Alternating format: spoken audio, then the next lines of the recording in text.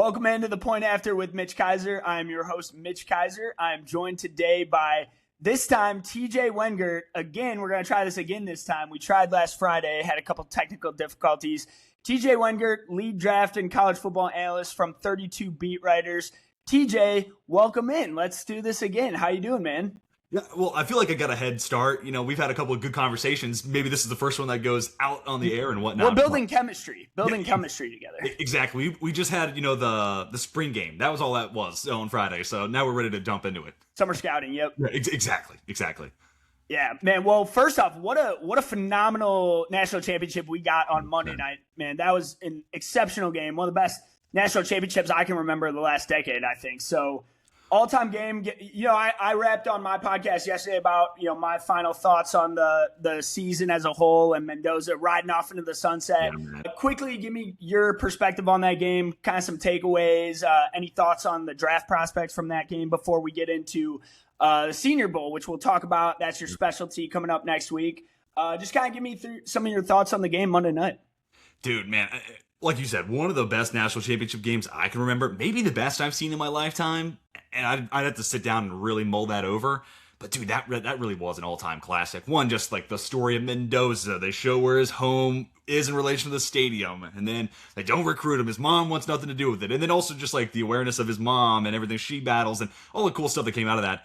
And like we joked about on Friday, as a Notre Dame fan, I didn't really take pleasure in rooting for the other Indiana school or Miami. That was kind of a rock and a hard place. But I think Mendoza's earned, really good for him. He's got the trifecta. Heisman, Natty, and he's going to go number one overall. So the Joe Burrow model. And then not only was he having a great, maybe the weakest game of his college football playoff, but probably the best defense he faced. I don't know. We'd have to really start to sit down and nitpick there. But doing it in front of the Raiders coach, the Raiders GM, and their minority owner Tom Brady in the building, that adds an extra level of stress. So hats off to him. But I thought Pons played a great game. I think Ahmad Moten, Ruben Bay Jr. was great in this game. So was Akeem Mesidor. But if Ahmad Moten declares, man, I think we'll look back at that game as he was the best defensive lineman on the field in that national championship. So Miami's star players lived up to the hype. Keontae Scott was fantastic. They had a couple other corners I thought, like Frederic, that kind of popped. He's more of a 27, 28 guy. But, and then on the other side for Indiana, wasn't the best game for Surratt. This game, I think, highlighted some of the limitations. He's just not the world's greatest. That third down drop was crucial. And then almost came back to haunt him. Right? Yeah. Like, you are not this guy who's going to separate a high level. That's a catch at the gimme. You've got to make that grab. So, yeah, that was a little tough. But Omar Cooper Jr. looks great. Charlie Becker is now everyone's comp of Alec Pierce. I wish he was draftable. The world is, yeah. So, we're going to talk about him high up in the 2027 receiver rankings, dude, because like Alec Pierce was a guy I didn't like. I said Alec Pierce on Monday. I was like, that's the next AP right there. As my Cincy GOAT right there. Oh, that's right. That's right. Of course, you're supporting your alma mater. Yeah, I didn't like him that much as a prospect, but I thought he could serve a specific role. And now I think the Colts have really kind of maximized that. So, frankly, getting comped to Alec Pierce now is probably a good thing. Yeah. More so than it was, maybe 3 or 4 years ago. But I'm trying to think about his footwork on those two catches near out of bounds were ridiculous. I saw his leg. I thought my leg was going to break after watching it wobble like that. I was like, how did he keep that balance and that strength of his legs? I mean, ridiculous. It tells you a lot about the kid. It's 2 huge back shoulder throws, and that's who the guy they're they have a future second-round pick in Omar Cooper Jr. on must-have-it downs. Right, too. And a future third-round pick in Surratt, but they're like, no, Becker, that's the guy we're going to target here. So that speaks volumes. Also, probably the game that, Bain, Mesidor, everyone played well, but, the game that would send Carter Smith back to school is exactly what we saw happen, so he's going back to Indiana. But that's probably good for Indiana, dude, because all the work they put in the portal to get a piece like Carter Smith back, dude, that's huge. Smith is lucky that false start didn't come back to haunt them, because that opened the sliver of hope, and I was like, oh my God, did he twitch? False start, I know. Dude, that was crazy. They showed Beck on the sidelines, his face, after that, and then because it was 2nd and 1, they pick it up, game over. Yep. 2nd and 6. Did you think they should have gone for it on 4th and 5, or did you think that was the field goal was the right call? That's a good question. Are we talking about the 49-yard field goal attempt? The one before. So when Indiana went up by 6 to go to 27-21, a lot of people thought that was a mistake of a field goal because it did you no good really. But I disagree. I thought that was needed because the way Miami's pass rush was stopping them, then the run defense was getting them up. They were not making any yards after contact. So I thought getting the 6 points was big because a field goal drive versus a touchdown drive is way different. Sure. Yeah. Now the reason and this is like me thinking about like what would Steve Palazzolo and Sam Monson say, and just thinking about their debates about like clock management and the most effective ways of doing it. Cause I think they look at it from an interesting angle, but honestly, I think I would have probably gone for it. The field goal puts you in a 6-point game. So where Miami's playing for nothing but a touchdown and all the stakes are on the line, they're going to go for every fourth down and there's no question about it. They have to end this drive with a touchdown. I feel like if you go for it and you don't get it, Miami's mindset for that drive is field goal, field goal, field goal versus going up 6, you're determining like, okay, we have to score a touchdown. And then in turn, if Miami scores that, you lose. Versus I just think the game probably plays out a little different. It's hard to tell. We don't know the level of aggressiveness that Miami would have played with had they gotten a fourth down stop. So, but I'm also typically like, hey, fourth down, like if you believe in your offense and like Indiana's offense was surgical, systematic, machine-like throughout the most of the season, trust your unit. 4th and 5, let's go make this happen. I think it was 4th and 5. So I think it was the same exact yardage on the play they went for it, and when Mendoza ran it in. I think that's why a lot of people thought they should have just done that again, because it's like keep the ball on your best player, let him go win the game and end it. But yeah, either way, it worked out. I was glad we at least got the chance at the drive, at the villain drive. I was glad we at least got it to watch, and then the interception was very fitting, I felt like. So it kind of all worked out, but for Indiana, but. What a game, man. Specifically, what are your thoughts on some of the guys from that game who just announced that they're going to the Senior Bowl? A couple, like Bain. Bain was not one who needed to go, but I heard people are saying he's mad about the game, so he wants to take out some anger at the Senior Bowl, him and Mesidor. Which, when you just look at the D-line versus the offensive tackles going, I'm already concerned about how these tackles are going to fare against Bain, Mesidor, and some of the other guys going. But, dude, if he is in any way upset about that national championship, like just don't put your hand up. Do not go one-on-one with Bain. You don't want the smoke. But I think it's interesting. I talked to Jack Kaiser last year, and he was just on our flight, so I was just speaking candidly with him. And I asked him, I was just, I'm a Notre Dame fan, so I'm pumped to see you here, but like, what was that? What was the decision? And he basically said, like, we got into this cadence over the last couple of weeks of having 10 to 14 days off and playing a game. So to me, it was just, okay, I'm going to take another 10 days. I'm going to have 3 practices, and I'm going to play a game on Saturday. It's just the next iteration of that. And now I have my 16 games of the regular season and a 17th game basically with the Senior Bowl. So I just showcased to scouts I can play an NFL season. And that was Jack Kaiser, so who knows what the factors are for Bain. No relation to me, of course. He doesn't have the A in his name. Right. Not the same Kaiser family. Yeah. But Cincy legend, right? Of course. I really wanted him to go to Cincy because of how a little more athletic than I am. I'll give him that. He's just slightly. But so I thought that to be interesting. And I think that just signals, I mean, in all of the guys that you look at, like Keontae Scott, D'Angelo Pons, slot corners that are not afraid to scrap.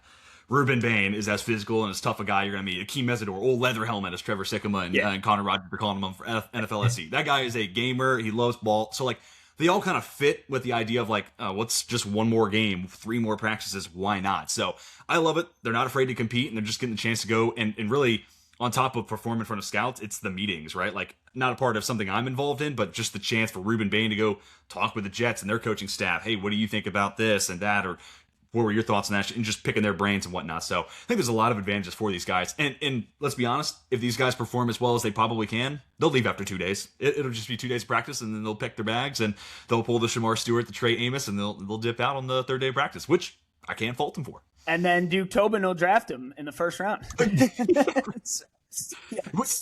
It is interesting to see, like, Bain, I'd have to double check, but like, I'd be curious. Obviously, Justin Herbert went there and Josh Allen went there, so that's a 6th and a 7th overall pick. But Bain might end up becoming the highest drafted Senior Bowl guy. Now, I'd have to put my head down and think about who's been there, who the alums, what selection they go. It's a good thought, yeah. My last mock, I had Bain going 2, just because, like, you get to the Jets, you're like, holy shit, what am I going to do here? Last mock. So, yeah, I mean, I think he's a top 5 player. I think blue chip prospect, as you'd say, and I think he's going to be a dominant pass rusher, man.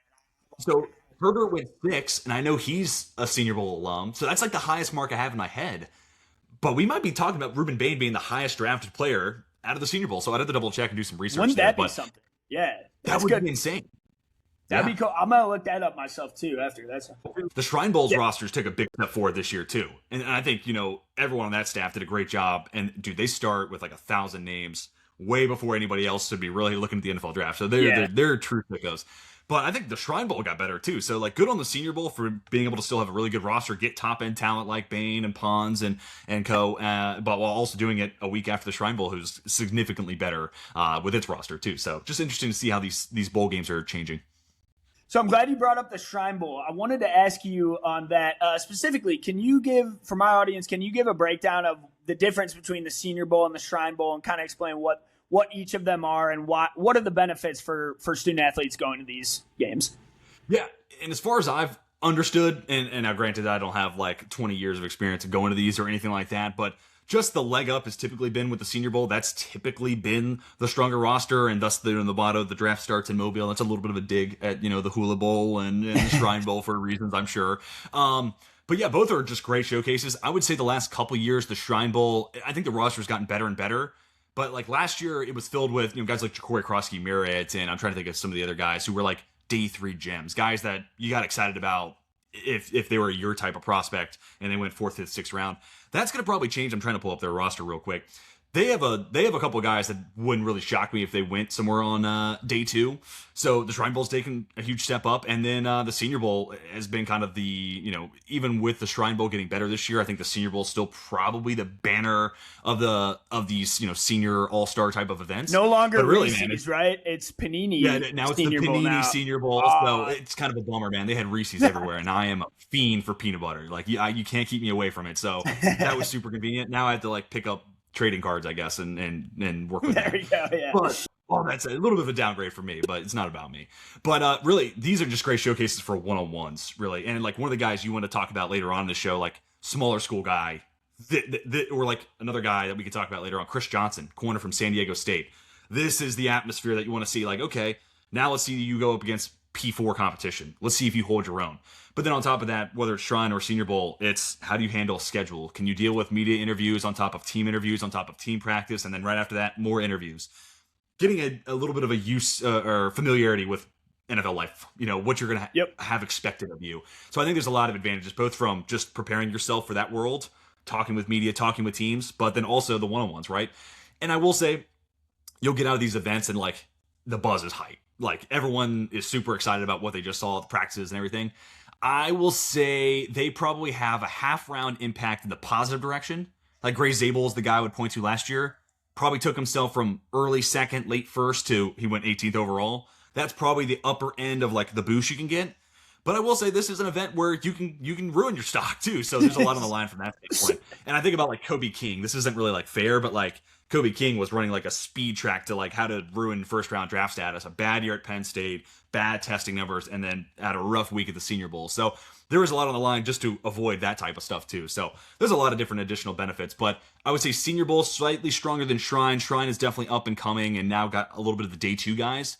But man, the Senior Bowl, I think close to half the first round were Senior Bowl guys last year. So I know that's kind of the aim they have set for year in and year out. Now it is a new guy running it. Jim Nagy's the GM at OU now. So this is the first year with a new guy running it at the Senior Bowl. So I'm excited to see what little wrinkles and differences there are.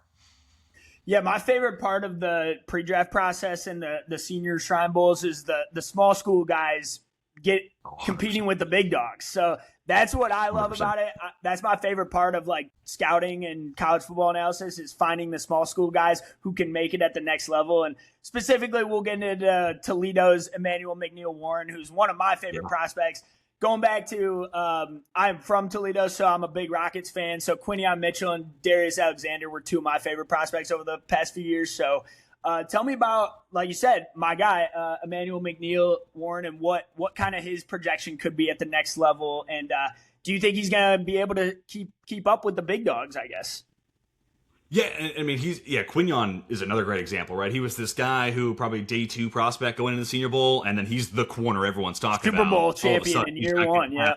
He's CB1 in that draft, if my memory serves. I'm pretty sure he was the first corner taken off the board. So, I would say the Senior Bowl made him some money. And Darius Alexander's another good guy. We were talking about that before recording, because he was a guy with like these crazy fast hands on tape, but I was like, he's 25 years old. Does it really look that way, or is it like lower level of competition that makes him look quicker than he is? Right. But dude, he got out there and he was working. And he was working into your offensive lineman up in both guard spots, center. You named it. He lined up against them, and the hands were so fast. The feet were quick too. So to me, that was an opportunity. Okay, the what I'm seeing here matches what I see on tape. So it's paramount for these small school guys because it's not always the same when comparing Toledo and Grambling State, just pulling a random opponent out of the head versus Georgia. Too. Yeah, and I always thought it's interesting too. So, like you look at like these players like PFF grades, and it's like you see like because PFF grades don't account for strength of schedule or opponent, but it's like you see a Toledo DB with a 91 grade, and you're like, okay, is it the bad opponents or is this guy just that good? And when the stats match the eye test, you're good. And it's like, okay, this guy's a dog. This guy can do it. This guy can keep up with another small school guy. Marshall's Mike Green last year. And I know Mike Green wasn't the best rookie year, huge but riser. Small school guy who, played at a P4 school, got dismissed. So that was another aspect. He got dismissed from Virginia. He had the highest PFF grade at edge rushers. So, there you go. Yep. Exactly. But the fact that he had been dismissed from a team and you wanted to see, hey, is the Marshall guy just whipping up on like Marshall comp or is he going to like do this? That was a great opportunity for him to showcase the on-field stuff, but also get out in front of, hey, I know the Virginia thing, it was a one-strike policy, it was an allegation, I never got charged. It was a chance for him to get out in front of all that. But getting into this year's class, Emmanuel McNeil-Warren and Chris Johnson are probably the two small school guys, and then Ted Hurst on the receiver side. I'm very interested in because they just come from these small schools. McNeil-Warren's probably the one I'm the most confident about because, dude, the body type. He's huge he's got for a safety. For just punch and leap. Yeah, dude. Like and especially in this day, like you look at Nick Emanwari and how the Seahawks use him. That's not the comp, and I don't think he's going to have like a 10.0 RAS score like Emanwari did.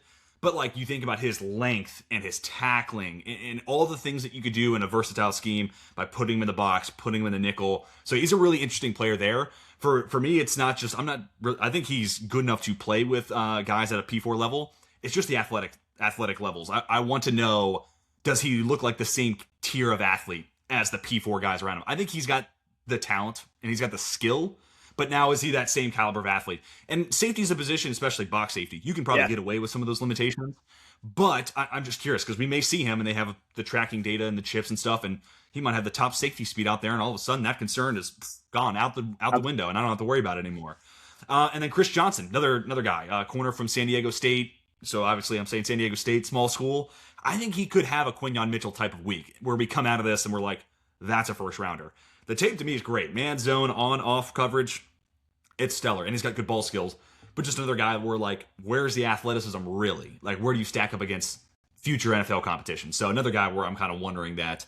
And then switching sides, another small school guy, Ted Hurst. 6'3", 195, Valdosta State transfer to Georgia State. So we're talking small school throughout his entire career. But dude, here, let me pull up his numbers real quick. I mean, he put up some gaudy numbers. Now, granted, again, at a small school. But what does he look like outside of that? 125 targets, 71 catches. So man was getting fed. But what does he look like? And especially at 6'3", 195, that's just an interesting body type. So he's probably someone that to me looks like he could bulk up a little bit. Also 17 force missed tackles, and nobody's getting tackled at the Senior Bowl, but you still get an idea of like how shifty a guy is. Could he make some guys miss the next level? So I'm curious to see, was he making guys miss at Georgia State because it's Georgia State comp, or he's going to have the same sort of goods after the catch at the Senior Bowl. So just as some of the small school guys that and you know what? I'll throw one more at you. Cole Payton, quarterback, North Dakota State. This is a quarterback class that's hurting for any sort of hopium they can find. And I've only watched 2 games. I don't really see QB3 in this class, but there are people who are solely convinced that he is the next best guy from a tools perspective, athleticism, and just pure natural arm talent. So I'm not there yet, but maybe this is the week I see him in practice and I decide, hey, let me go back and just double check and like reevaluate what I've seen now that I've seen it in person. And maybe that will be the change I need. I wasn't a huge Tyler Shutt guy. He wasn't really on my radar just because when I watched him on broadcast, I think he was very good. Then I saw him at the Senior Bowl and I'm like, this guy looks like kind of like poor man's Carson Palmer. Let me go take another look at this. And he's a 40th overall pick before you know it. So who knows? Cole Payton, another one of these small school guys. And they have a weird offense. So it'll be good to see him in something that's not, I don't want to say gimmicky, but something that's more NFL translatable is what I'll say. Piggybacking off that specifically to the quarterbacks, I'm glad you mentioned that. Examining these quarterbacks, it's not a great list of guys. Now, we're not, no disrespect here, but the only 2 that I've even had on, which I got to watch more Cole Payton. Thank you for bringing him up. The only 2 I have currently in my top 10, and they're actually number 9 and 10, are Sawyer Robertson and Luke Altmaier. So those are two guys that I would say put up enough stats where it's like have enough arm talent, like you feel comfortable with, won a lot of games in their respective schools. Obviously, they're not really super toolsy. They don't like the ceilings on them are not elite, but they're more the game manager role. Sawyer was actually pretty high up in passing yards. He was one of the tops, but that Baylor offense was not great. So I was, we won't get into that too much, but specifically on those guys, anything you like about either of those two quarterbacks, I think they would be my 9 and 10 guys, but I'm willing to see more if there's a little more to them at the next level. Because I do know a lot of people who like Sawyer, and I'm not quite seeing it. But again, he's probably the QB that intrigues me the most at the Senior Bowl. I think that's fair. And honestly, out of these names, probably Altmaier, just because you go back to 2024. And there's some pretty solid in-structure play. And the same is true of 25. I just think the situation around him is a little bit better in 24. Obviously, you're throwing Pat Bryant. That goes a long way. I also think people thought their team was going to be a lot better than it was. And it was not Altmaier's fault. I don't think he threw not that interception's a big deal, but I think his first interception of the season didn't come until week 8 against Ohio State. So Altmaier's week good. 7 against Ohio State right now. Yeah, Altmaier's good. He's accurate. He can throw the ball. He's won a lot of games. He's experienced, veteran, smart QB. Sorry, I'm talking for you here. No. Go ahead. I see him I think all these guys are career backups. Let's be completely honest with ourselves. Outside of Garrett Nussmeier, that might be the one guy, but we'll come back to him in just a moment.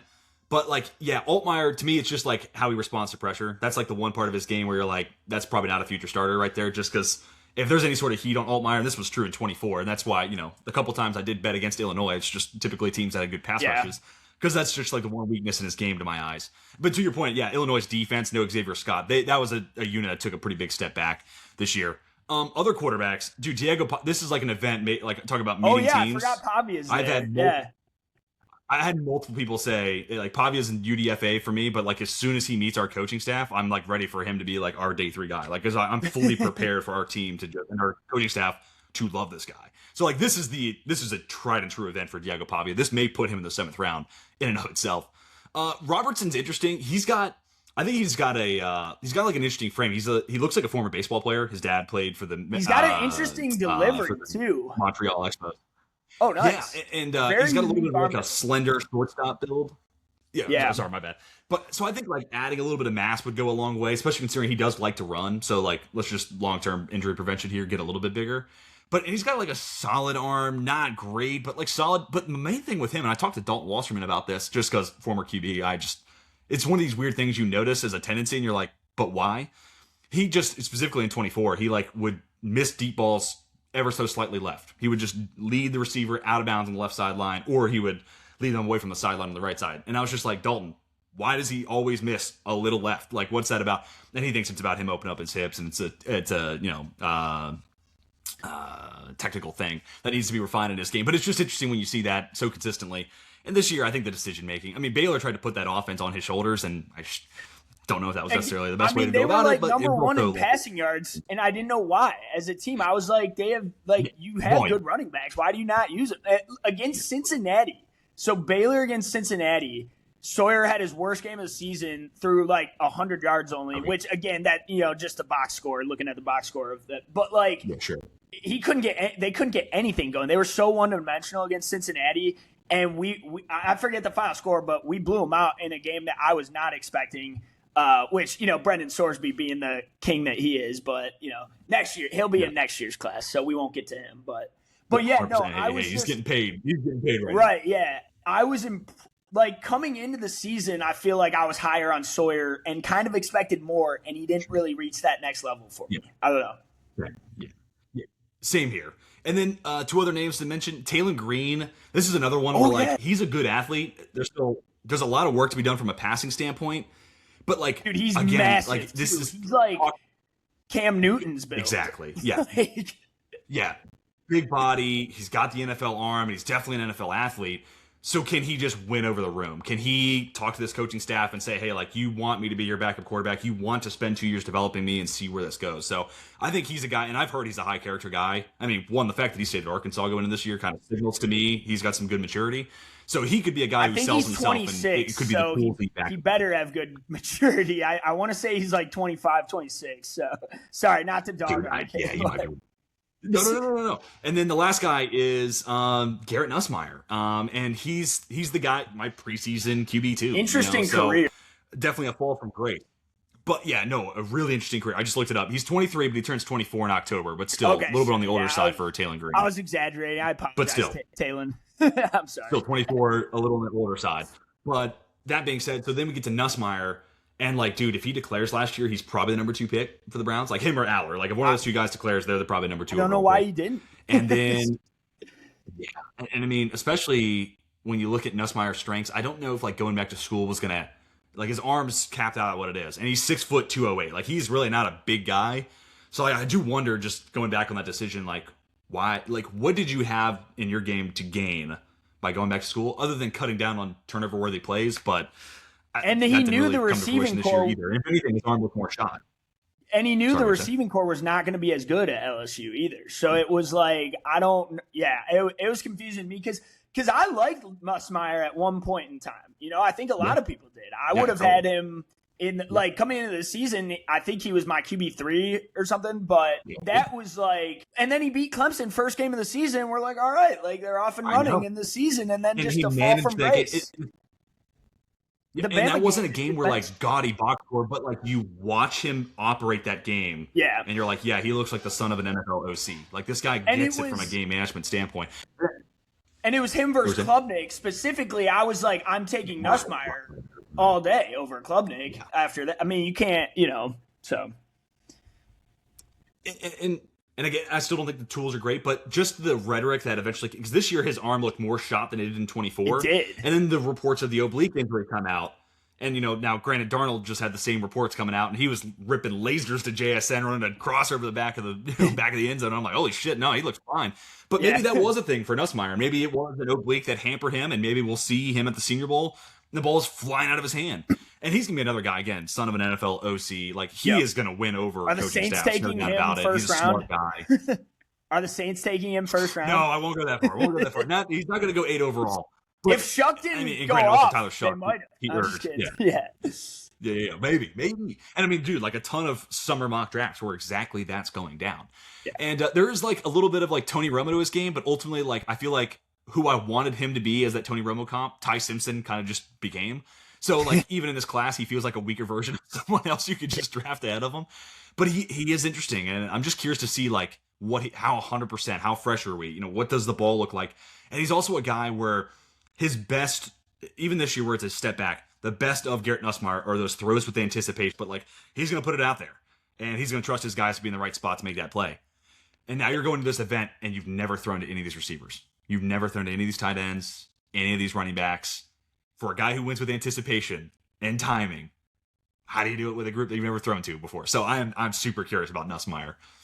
Yeah, I don't think. And the other thing I did.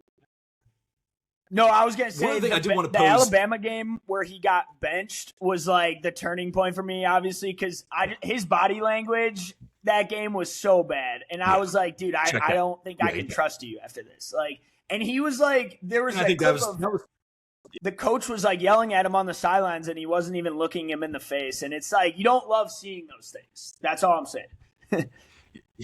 His face in that game was like lock and seal. He's done. He doesn't want to play again another game with LSU. And that was also like lock and seal. Brian Kelly can no longer be the head coach of LSU. Like that moment is why they were like, it's time to move. It was all over the page on that. Yeah. But one thing I did post to you that I'm curious about this, depending on what we hear about Trinidad Chambliss between now and the Senior Bowl.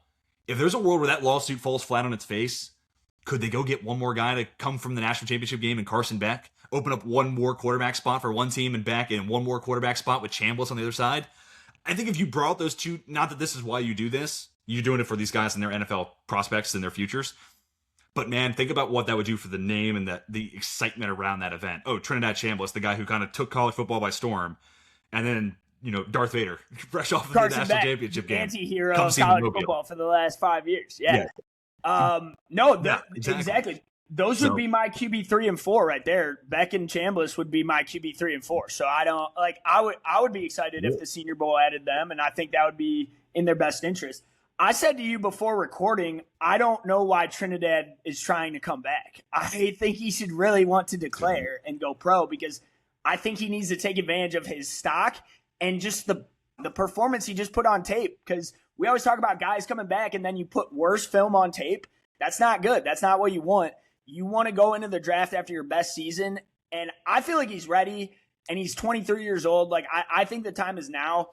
I'm not like wishing the NCAA doesn't give him eligibility. Like, I truly don't care. Like, whatever's best for the kid's future and his family is ultimately what I want. But I think he'd be wise to come out, man.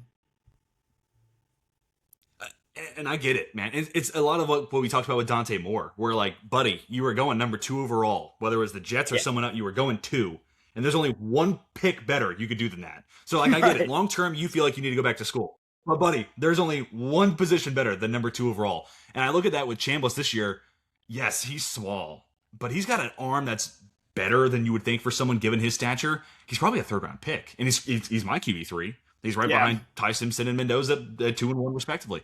So, I mean, he probably goes 3rd round, and if you're the Steelers and you didn't take someone at 21, you're probably the guy they're kicking the tires on, right? So it is interesting why he wants to make that decision. Now, granted, he's going to make a lot of money next year in college if he does stay and play, so I'm not going to knock him for that. And maybe he does think, hey, I was just playing D2 football not too long ago. One more year at D1 is only going to make me better. But like what we talked about before recording, it's like you may be a better prospect next year, and that's good. That might be the best thing for his long-term future. So, like, take this with a grain of salt. Yeah. But next year, even if you're a better prospect, this year you're quarterback 3 and you're going head-to-head with Mendoza and Simpson. You're the 3rd guy there, but that's your head-to-head comp. Yeah. Next year, even as a better prospect, you're not a better quarterback prospect than Arch Manning, Dante Moore, Lenore Sellers, Brennan Sorsby, more than likely. And that's just the 4 that immediately come to mind, you know, and that doesn't include DJ Lagway and whatever he does at Baylor or, you know, whatever, whoever else maybe jumps onto the scene that we're not talking about right now either. So like the Ty Simpson of this year. So, you know, that's kind of where it's like, buddy, I don't know, man, like being QB3 sounds pretty good to me. You might want to take advantage of that.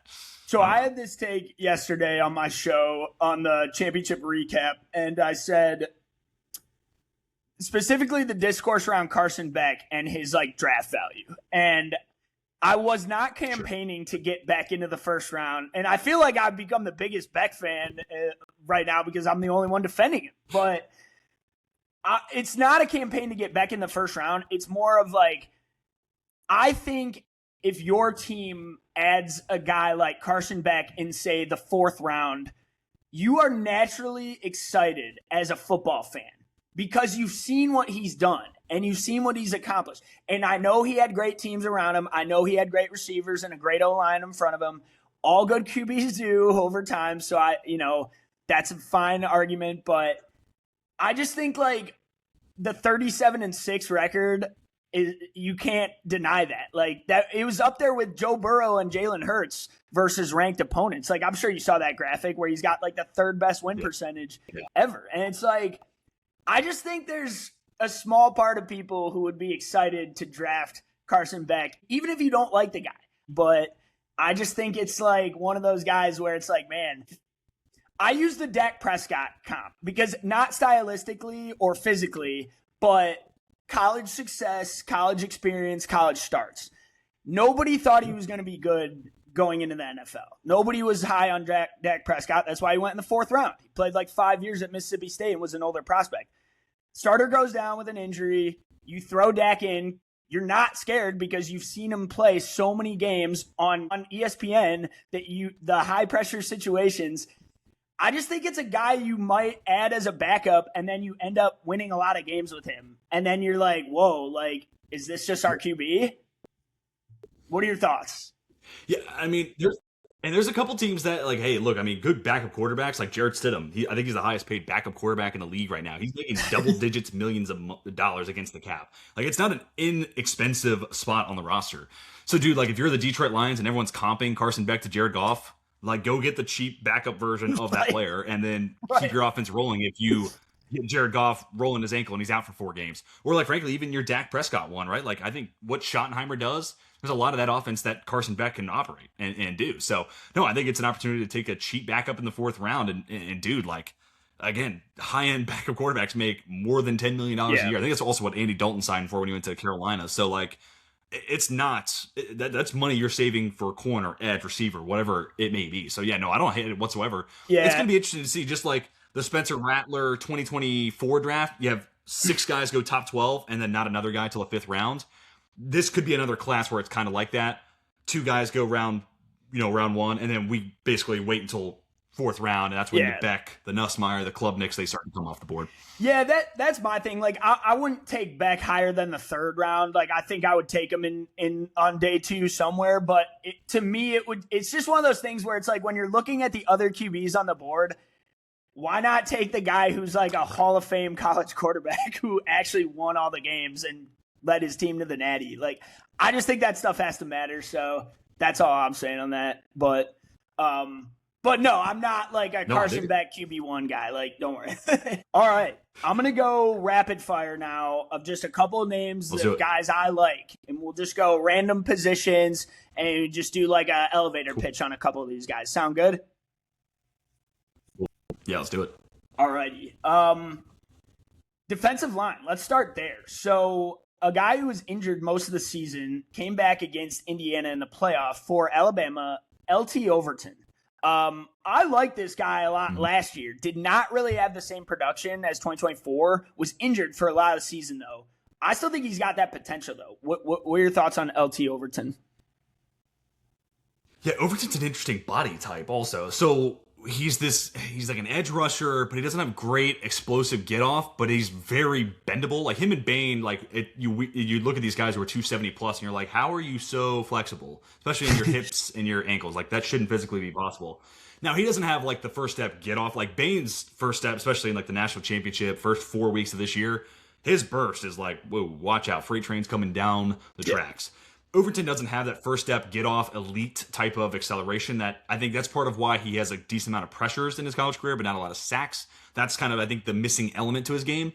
But dude, like if you're a team like the Washington Commanders and like Dan Quinn utilizes stunts and twists at a pretty high clip, and you didn't get the D lineman that you love there at 7, he's a guy that I think naturally could fit, could play some edge, could play some inside, get you kind of 2 birds, 1 stone with where you line him up. And then when you use those stunts and twists, his pliability, really, his bendability becomes a really interesting factor there, and you're giving him a chance to build up speed. So I like LT Overton, not a first round guy, but like an interesting piece, probably 3rd round for me right now. But especially considering like some guys are just like easy to get on the field, and like I'm here for it because you can line them up anywhere. And LT Overton's one of those guys where it's just like he's an easy football player to play. So easy 3rd round selection for me there. In this class, I will say. Would be different in another class. Tell me where the Lions are going to draft Jennings Dunker. You know Jennings Dunker is going to be a Dan Campbell guy. Just tell me where they're going to take him. I cannot think of a better Dan Campbell guy than Jennings Dunker from Iowa. Yeah, and they need to overhaul that interior offensive line. They probably need a guard and a center, to be honest with you. I'm a day 3 guy with Jennings. I don't really. I think he won. Iowa doesn't really give him. I just like the tackles. Hair and the mustache. Oh yeah, 100%. From an aesthetic standpoint, that's a football player, 100%. Right. And then I will say, like run game, guy can generate drive off the line of scrimmage. So that's where like I get where a lot of people like him at guard. I'd probably pull the trigger day 3, 4th, 5th round. But like if you're the Lions and you're looking at this guy as like I'm putting him next to Penei Sewell, giddy up, let's roll. We're running on the right side. Yeah, 4th round, it sounds pretty exciting to me. So it really comes down to the team. But like if it's the Arizona Cardinals, I'd just be like, hey, But it's just different when you know the landing spot and the history they have developing players. So the Lions, 4th round. Anyone else, I'd be like, maybe just sit. But I'm also like not the world's biggest Jennings Dunker guy. So. Okay. What about another lineman who I've thought has been the best center in college, Jake Slaughter from Florida? I've written so many pieces on this guy and just the success he's had over his career because I feel like every week he was the best center graded every week. Yeah, sure. So it's just like this guy does not let any pass get by him or anything. And just tell us about him. Yeah, man. And it's a center class with really everyone has some warts. Like Connor Liu's probably the best center, but he's coming off a torn ACL and he's 20 years old. This year was a little bit of a down step than last year. So like, what do you want to do with that? How high do you draft that guy? Brian Parker from Duke is a right tackle, so you're just kind of projecting him as a center. And then you have guys like Parker Brailsford, who's really small. He's just like frankly small for an NFL center. And then you get guys like Jake Slaughter, who they meet it from a size and weight requirement, but like the arms I've heard are going to be a little bit on the shorter side, but should check out. And then just not the world's greatest mover or athlete in general. But I think what he like makes up for without elite measurables and elite athleticism is like high end one, like body control. I think he understands his body to a really high level. And that sounds weird, but like he knows the marks he has to hit to meet a guy. And I don't know, he's just got good body control and elite football IQ. Like this guy, and you can tell this guy like spends hours and hours and hours just watching his opponent, and he comes to the game prepped and ready for whatever move he's going to see that day. So I think he's probably a day 3 guy just from like a trade standpoint, but I can see a team where like this event, right? You meet him and you're like, holy shit, that's a football player. And you fall in love with the guy. Next thing you know, you're taking him in the 70s or something like that. So I can see like 3rd round as a potential for Jake Slaughter. I'm more of a 4th round guy with him. But like each one of these centers in this class have their issues and their warts. So like it's going to come down to flavor. And like if you want like an old, frankly, you want another Dan Campbell type, like this is their type of center too, where it's like, yeah, I know you don't pass all these other boxes, but you'll line up and kill the dude across from you. So boom, you're gonna be our 4th round pick. So I honestly think Detroit's another good shout for Slaughter. I hope the Lions GM Brad Holmes is listening. Take one of these guys. You won't be sorry. Yeah. Clearly, the guy needs a lot of help. Okay, yeah. Speaking of good body control, a far different position here, but a wide receiver I'm really intrigued by, Reggie Virgil from Texas Tech. Some of the catches this guy made, like I know his stats aren't the best or like the production wasn't crazy, but some of the body control catches this guy made, like twisting, contorting his body like sideways, were just insane. Like he had one against Oregon. And the specific one I'm thinking of is the touchdown against Arizona State that almost won the game. Was absurd. He like twisted his whole body in midair, and it was ridiculous. But guy's a stud athlete. I think he's going to be a good player. I, hand up, have not watched Reggie Virgil other than broadcast. So just watching on Saturdays. That's the only time I've gotten eyes on Reggie Virgil. So you've given me some homework. And there's still, I think I have, I don't know, he's 10, not 15, 20 guys still. I think he's a second round or 3rd round pick. So yeah, but smaller, lower round guy, but I think he's a stud, man. But I will say this is an interesting event. Let me make sure this was indeed the guy who went to Senior Bowl. But there were a couple guys where like I just didn't have the time to meet and watch the tape on everyone. Now I'm trying not to have that be the case this year. But I still got like 15, maybe 20 guys to go through, which is not that uncommon. I know you probably got 900 guys to watch, so you don't have to apologize. Yeah, right. Tesla was the guy last year where I was like, damn, who keeps making these plays? Isaac Tesla. Okay. So then like after like 2 days of practice, I was like, dude, okay, I have got to watch both these Arkansas guys. Armstrong and Tesla are making plays everywhere. And then next thing you know, that's the reason I, started to like them. And especially Tesla, he goes top 70. He goes 70 overall. The Lions give up 2 third-round picks to go get this guy. And he was someone that going to the Senior Bowl, I was like, who is this dude? And so sometimes it's not the worst case scenario to go into these events and you haven't watched everyone. And then like maybe Reggie Virgil's that guy where it's like, holy shit, who is this guy? And why is he stealing the show? And then it gives you something to go back and watch some tape on. He's fun, man. I think you'll like him. A guy I know you're familiar with, Malachi Fields, another receiver there. Thoughts on him? I know you're a Notre Dame fan. Yeah, no, I like Malachi Fields, and he's a flavor receiver. So you're still probably talking 4th round guy to me, which I feel like I'm just throwing a 4th round label on all these guys. But it's just because he doesn't have like elite athleticism. He's not even going to be like Cortland Sutton, to be honest. But like if you just need someone to be a sacrificial X, eat some press reps against you. Go make some 50-50 grabs, 3rd and 8, make that, comeback route, hold on to it. The Elijah Surratt play we were talking about earlier, the play you gotta have as a big body receiver. He does a lot of those little things at a high level. So that is where I'm like, yeah, I'm all in on this guy. And this is just he and who's the other big body receiver that I was just looking at the roster. But like Pat Bryant is the example I'm going to use for this, but I watched him on tape and I was like, yeah, I don't think his hips are super fluid, and I don't think there's a whole lot of juice after the catch. But then once we got out to the Senior Bowl, I was like, dude, he is way more shifty than I ever thought he was. So guys like Elijah Surratt and guys like Malachi Fields, that's kind of what I'm waiting to see. Where it looks like one thing on tape, what does it look like in person? And right, like if I come back talking about Malachi Field, because ultimately Pat Bryant was like a 4th round guy that I kind of moved into like, I'd take him in the 3rd round, to be honest with you. And that's what the Broncos did. Just because I saw enough in person where I was like, dude, that guy's a shiftier mover than you would think for 6'3", 215, and the route tree he runs. So I'm hoping that that same case is true for Malachi Fields. But at a minimum, you're getting a really nice, like he may play with some Velcro, I like to say, where DBs are just kind of attached to him all the time. But a guy who will do the dirty work, play through press coverage, and make those, tough contested grabs at the sticks over the middle field. Does a lot of those little things at a high level.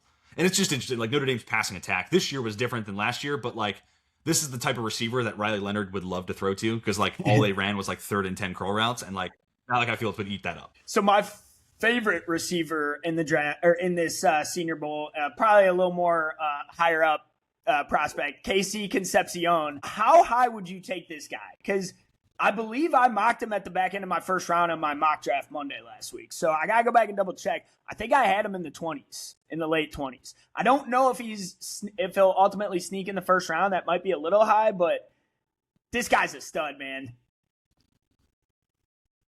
14th overall player on my board. So I am firmly first round KC Concepcion. Hell yeah. I love it. I'm all about KC. And dude, and part of it was like the Notre Dame game.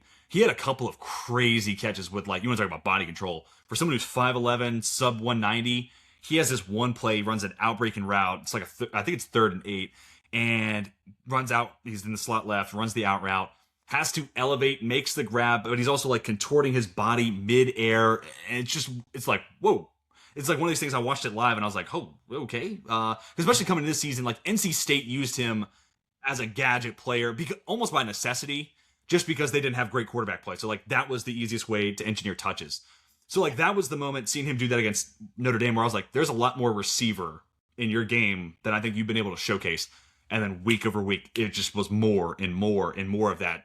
On top of like against the Missouri, he has the screen pass, he takes it to the house. Because like this dude in open space as a satellite player is one of the best players in the class. But this year he got to showcase like, dude, no, like, yeah, I'm sub 190, but like the juice I have in and out of my breaks is next level. And then, like, I think the number one misconception, this is going to be the stat that most people get wrong about KC Concepcion. Misconcepcion? They're going to see 5'11", 187, and they're going to say, yeah, oh, well, that too. Misconception, there you go. A misconception. But the number one thing they're going to say about him is, they're going to say, no, that's perfect. That's too, honestly, he needs to start leaning into the merch. Like, that is killer. That's money to be made right there.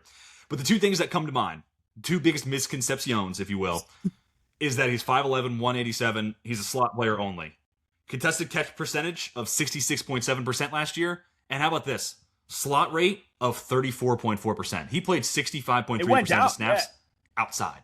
So, like, NC State, it's one of these things where, like, yes, he exactly. And again, by necessity, bad quarterback. And it's like Treylon Burks at Arkansas. Gosh, Grayson McCall. Casey, because that's much better than Treylon. But Treylon played a lot out of the slot. Yes, Arkansas played Treylon Burks in the slot because, like, quarterback play was a necessity. Like, that was the easiest way for them to get him as a gadget player, end arounds, easy throws for their quarterback to handle. And that was NC State with KC. But, like, this year he got to showcase, I'm a legit receiver. I can play outside. And, dude, like, and I'm not saying he's an X receiver or anything like that, but we're talking about, like, a Luther Burden type where, like, this is a Z and a slot, not just a slot only. And dude, the long speed, satellite potential with this guy, the burst in and out of his breaks. I'm all in on KC Concepcion. I love all four of the top receivers in this class. Like, my last mock, I had him go to the Steelers, and that was a little bit of a selfish move. I would just love to see him in Pittsburgh. Put him to the Steelers in a few of my mocks, and my brother is a Steelers fan, didn't love it, but I'll catch him up to it. He'll come on to the idea. So yeah, you gotta get him caught up. Yeah, right. So the only running back to really, I don't want to say the only running back to speak of here, but the top running back here to speak of is undoubtedly Jonah Coleman from Washington. Tell us about him and kind of where do you think he'll project in the rounds? Because obviously Jeremiah loves going first round. We know that. He might go top 10. He might go top 2. Like, Love is that good. There's definitely a fall off between RB1 and RB2. But Jonah Coleman would be that RB2. Yeah, I'm with you. It feels like a lot of people have moved, and I love this too because I love Jadarian Price. A lot of people have made the move for him to be RB2, and trust me, like, preseason Price was my RB10, and that was like as high as I had seen him. And like just kept moving up the ranks for me as I watched more. But ultimately, Price isn't a very good pass blocker or pass catcher. Coleman brings both of those to the table. And I'm not saying like he's Travion Henderson at either one, but like at 5'9", 228, that's body beautiful to me as a running back. Like that is the build I want. That build comes with so much contact balance, and Coleman plays with a ton of contact balance.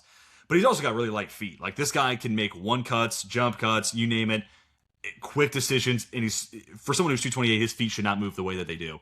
And then you talk about the third down potential. Solid enough as a protector where you can keep him on the field on third downs. But really as a pass catcher, I could see him being a guy who gets 3-4 catches a game, really. And he just does it so fluidly. Not going to have the most elite top-end speed. He'll probably run a little bit better than Caleb Johnson, who was 4.56 last year, if my memory holds. So, like, think 4.53, 4.54. That's probably the long speed we're talking about here for Jonah. But with his contact balance, his vision, and plus what you get on third downs, he has been my RB2 this entire cycle. And I think, people will eventually just we'll eventually revert back to, like, yeah, Coleman's the second best running back. And specifically, his pass-catching ability, like, really, Senior Bowl is awesome to be a running back at. Because other than like picking up blitzes, like there will be some portions where they have to pass protect. That's not so fun, I would imagine.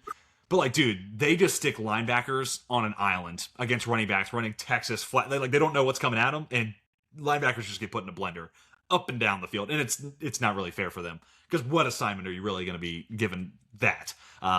But dude, Jonah Coleman's going to get to showcase that pass catching ability. So I think next week you'll start to hear, oh yeah, Coleman, he was, he's RB2 to start and it should have been always been. You're going to start to hear a lot of that next week, I think. Yeah, I do think. But I will say one other running back I do like, Seth McGowan. Okay. Tell us. I haven't watched him, so tell me about him then. Yeah, no, he is 26 years old, so we are talking certainly an older prospect here. And I've only watched 2 games, but one, he was someone that Trevor Sycamore was super high on, so like that was something where I was like, okay, cool, let me go see what this is all about. Ball. I trust and specifically his pass catching. Yeah. He knows a thing or two about a thing or two. I'll give him the benefit of the doubt.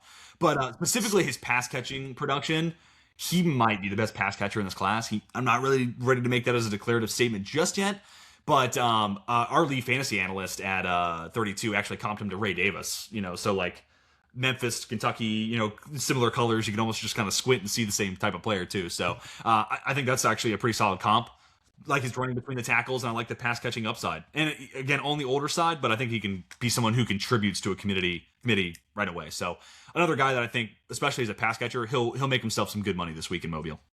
Yeah, I think the ability to pass catch out of the backfield is huge now, and what ultimately separates you from the pack. I mean, if you can't do that, you're so less. No, I don't want to say so less valuable to your team, but like the value of taking you in the first round versus the second changes so immensely. So I totally hear you on that. Like I said earlier about defensive linemen, there's just a couple of these guys that make it easy to get them on the field. And like that's the thing for a running back, where like if you can't pass, like Kamani Vidal, I loved him coming out of Troy, and I got to talk to a couple people at the Chargers who were like, I love him too, but he can't pass protect. That's the reason he didn't play at all his rookie year. We couldn't trust him in pass protection. Versus you look at like Travion Henderson get more and more playing time as the year goes on, and I know the pass protection has been a little hit and miss for him, but the fact he can do that is the reason he's on the field and Caleb Johnson's not for the Steelers. The Patriots refused to play him for the longest time. Well, eventually, they had their hands tied and they were forced into it. Ramondre went down, Or no, Gibson went down. Sorry. Yeah, the pass catching just give him a reason on the field. So the last position I want to ask you about here, my favorite safety in this class, and this guy's a dog. He's been a dog in college. Former walk-on from the University of Texas, Michael Taaffe.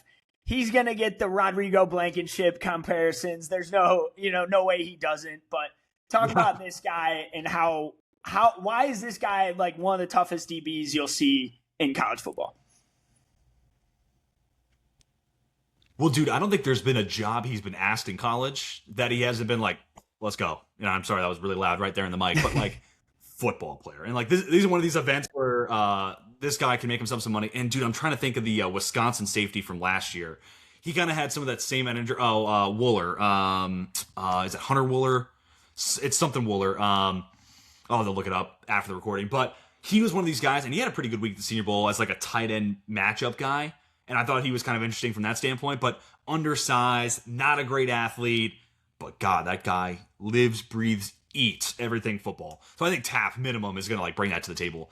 But like he's an interesting slot box safety type just because I do think there's some good length there. And I do think the tackling and again, just willing to put his nose in the middle of any play, I think that stands out to me. So like maybe like a Spagnuolo type of defense where like Spags wants these guys with good length and wants them to be kind of fearless in the box. Like I wonder if that's like the fit on day 3 that maximizes his potential or someone in that type of ilk.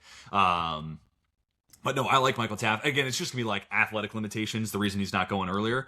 But, dude, just like a gritty, hard-nosed, yeah, Rodrigo Blankenship. Those are going to be the comps, for sure. Sometimes you just can't chase the stigma. Right, you can't run away from it. So. All right, TJ, before I let you get out of here, who are you looking forward to watching most? One player, which player are you most excited to watch next week down in Mobile? And tell me why. Man, you're hitting me. You where can do one on each position, or one on each side, defense, offense. Favorite player?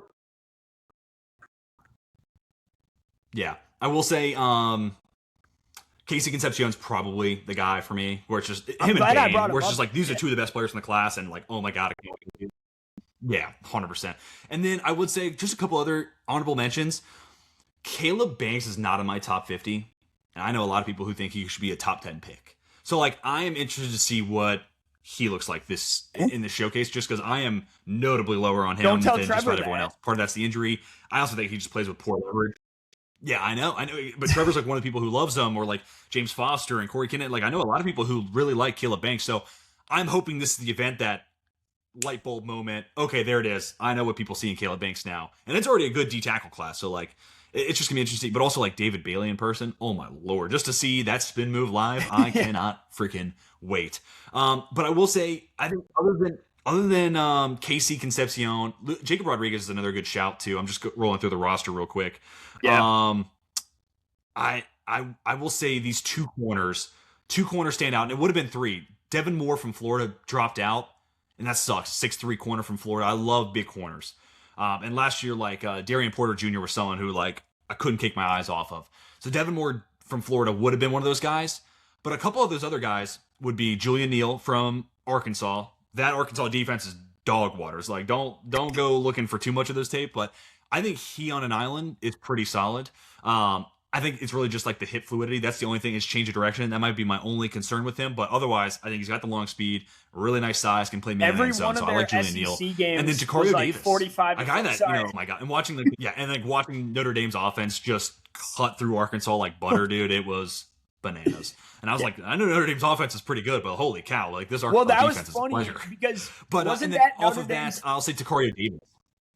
Sorry, wasn't that Notre Dame's first game coming off both losses? Sorry. And they were like, we got to get all our anger out against Arkansas. Yes. It was just like, they just poured it on. I felt so bad. Belt to ass. Yep, that was the mission moving forward. And then the last guy is Jacario Davis. Arizona transfer to Washington, could have been in last year's class, 6'4", and this year I think the tape's a little bit better. So, like, could he be another third round big athletic corner for the scheme that's looking for that type of guy? I like the tape at Arizona, so I need to flip on the Washington tape. Really interesting player. And another one of these guys where, like, hip fluidity is my main question, and you're going to see that being put on display in these one-on-one drills. Can you keep up with Concepcion and guys like that? So it's going to be a good showcase for Neal and Jacario Davis for exactly what I'm wondering about their profile. Fantastic stuff, TJ. I really appreciate you coming on. That was an awesome preview of the Senior Bowl. And tell us where we can find your stuff at, and we'll get you out of here. Yeah, absolutely, man. I appreciate you having me on. Yeah, you can go find all my work over at 32BeatWriters. Our YouTube channel has kind of been my main initiative since joining. So definitely go subscribe. Go check out my latest mock is out. So let me know your thoughts. Drop a comment there, and who's your squad and what you think of the haul. And then I did want to plug our website right now. We're running a promo code Senior Bowl to get you the month of January. Actually, I think it's 30 days from when you sign up for free. So free access for everything on the website, from Z's Fantasy Analyst, or Analysis, and then like everything I'm doing at the Senior Bowl next week. Not just the video stuff that you're going to be able to see on YouTube, but I'm going to be doing write-ups that are going to be website exclusive. So if you want to see my written content, that's going to be over there. And then also like access to our Discord. I'm doing live breakdowns once a week where I'm just specifically the last few weeks breaking down some Senior Bowl guys. But also you get the chance to talk to me, float some prospects my way. What do I think about them? Have I watched them yet? Yes or no? And then on top of that, I think Z's fantasy analyst, like, dude, his analysis like won me a fantasy league this year. So I think honestly his work is worth the price of admission in and of itself. So not afraid to pimp out Z here. So, but yeah, definitely go join over at 32beatwriters.com. It's free to join right now. You can't beat free. So definitely become one of our subscribers. Love to hear it, man. I will link that stuff below on 32 Beat Writers. Again, TJ, appreciate you coming on. I am Mitch Kaiser. Make sure you guys like, comment, subscribe below to the point after, and we'll get a Substack out for the Senior Bowl next week. You guys have a great rest of your day.